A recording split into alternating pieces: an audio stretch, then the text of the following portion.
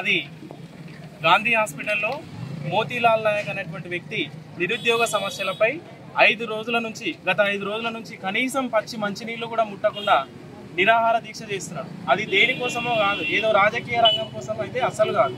ఆయన కూడా ఒక నిరుద్యోగి, సివిల్ ఆస్పిరెంట్గా ఉన్నటువంటి వ్యక్తి ఈరోజు ప్రతి ఒక్క నిరుద్యోగి కోసం ముందుకు వచ్చి ఒక 5 రోజులుగా కనీసం పచ్చి మంచినీళ్ళు కూడా ముట్టకుండా ఆయన నిరాహార దీక్ష చేస్తున్నాడు. అది దేనికోసం అంటే కాంగ్రెస్ ప్రభుత్వం పాలనలోకి రాకముందు ఇచ్చినటువంటి హామీలను నెరవేర్చమని మాత్రమే అడుగుతున్నాం. ఇక్కడ నిరుద్యోగులకు సంబంధించిన ఏ సొంత డిమాండ్లు లేవు.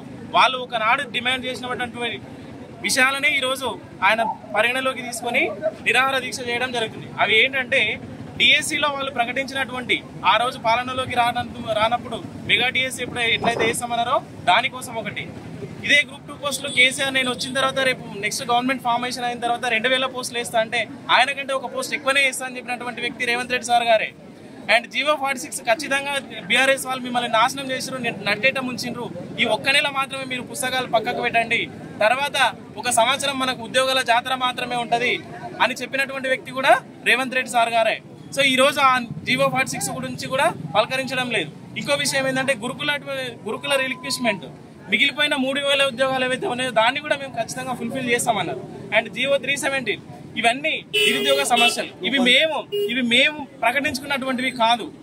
మేము ఆ రోజు గ్రూప్ 2 పోస్ట్పోన్ చేయమని ఒక ఉద్యమం చేసినటువంటి పుణ్యాన ఈరోజు మీరందరూ సోమాజిగూడ ప్రెస్ క్లబ్ లో మీరందరూ వచ్చి కోదండ రామ్ సార్ కానివచ్చు, బల్మూరి వెంకట్ సార్ కానివచ్చు, రేవంత్ రెడ్డి సార్ కానివచ్చు, ఆకునూరు మురళి సార్ కానివచ్చు, ప్రతి ఒక్కరు కూడా మీరు మాకు సంఘీభావం తెలిపినటువంటి వ్యక్తులే. ఈ రోజు మీరు చెప్పిన ఆశయాలు, మీరు చెప్పిన వాటికి మీరు సహకరించకపోవడం ఏంటిది? కాబట్టి ఈ నిరుద్యోగుల పక్షాన ప్రతి ఒక్కరు ఖచ్చితంగా డిఎస్సిని ప్రతి విద్యార్థి కూడా పోస్ట్పోన్ చేయాలి, కొన్ని పోస్టులు కలపాలని ఆశిస్తున్నాడు. గ్రూప్ 2, గ్రూప్ 3 పోస్టులు కూడా ఖచ్చితంగా పెంచాలి. ఈ రోజు లాభం జరిగినటువంటి వ్యక్తి ఎవరంటే, మొదట కొట్లాడి లాభం జరిగినటువంటి వ్యక్తి ఎవరంటే గ్రూప్ 2, గ్రూప్ 3 అభ్యర్థి మాత్రమే. ఎందుకంటే గ్రూప్ 1లో 60 పోస్టులు కలిపిండ్రు, డిఎస్సికి 6000 పోస్టులు కలిపిండ్రు.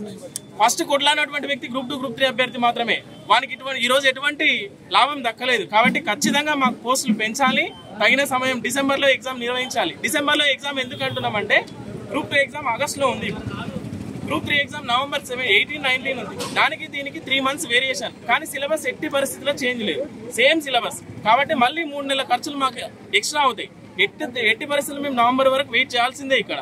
కాబట్టి గ్రూప్ 2, గ్రూప్ 3 ఎగ్జామ్ 15 రోజుల తేడాతో మీకు వీలు కాదనుకుంటే 4 రోజులు వరుసగా ఎగ్జామ్ పెట్టారా రాయడానికి సిద్ధంగా ఉన్నారు. కాబట్టి ప్రభుత్వం నిరుద్యోగుల ప్రభుత్వం అని మీరే చెప్పుకున్నారు, ప్రతి షో మీద మీరే చెప్పుకున్నారు గెలిచిన తర్వాత. కాబట్టి నిరుద్యోగుల ప్రభుత్వం అని మాకు అనిపించలేదు, ప్రజాపాలన అని కూడా మాకు అనిపించలేదు. నిరుద్యోగులు అంటే ప్రజలే కదా.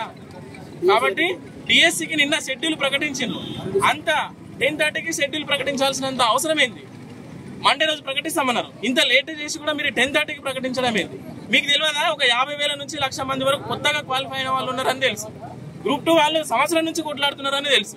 ఇన్ని తెలిసి కూడా మీరు నిరభ్యంతరంగా చేయడం ఎందుకు? టీఎస్పీఎస్సీ చైర్మన్ గా మహేందర్ రెడ్డి గారు నియమించారు. ఆయన టైం పీరియడ్ అంతా మీకు తెలీదా?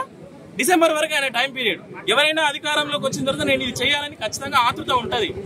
1 year లోపల ఆయన అన్ని ఎగ్జామ్స్ ఒకదానికి ఒకటి పెడితే ఎలా రాయగలుగుతారు?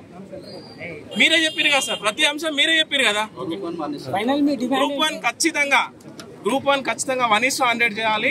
గ్రూప్ 2, గ్రూప్ 3 పోస్టులు, గ్రూప్ 2లో 2000 పోస్టులు, గ్రూప్ 3లో 3000 పోస్టులు ఖచ్చితంగా పెంచాలి.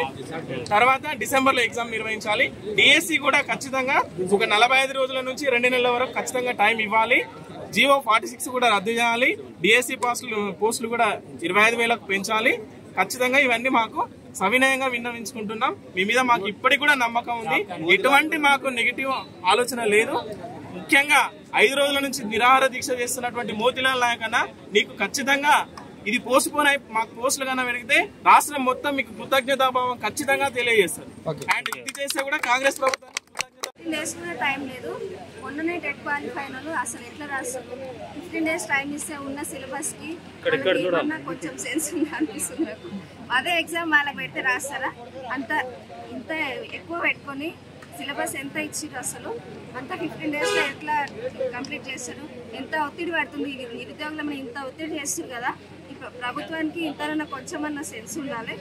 అయినా డిఎస్సి పోస్టులు పెంచుతామని చెప్పి మళ్ళీ వాళ్ళు ఉన్నప్పుడు టీఆర్ఎస్ ఉన్నప్పుడు మేము పెంచుతామని చెప్పి మళ్ళీ వీళ్ళు వచ్చినప్పుడు వీళ్ళు అదే ప్రభుత్వాలు మారుతున్నాయి కానీ మా బతుకులు మాత్రం మారతలేవు. మేము ఎంత కష్టపడుతున్నామో తెలుసు. ఫ్యామిలీలో వదిలేసి ఎన్ని రోజుల నుంచి కష్టపడుతున్నాం. న్యాయం చేయాలని నేను కోరుకుంటున్నాను. టైం ఇవ్వాలి, ఖచ్చితంగా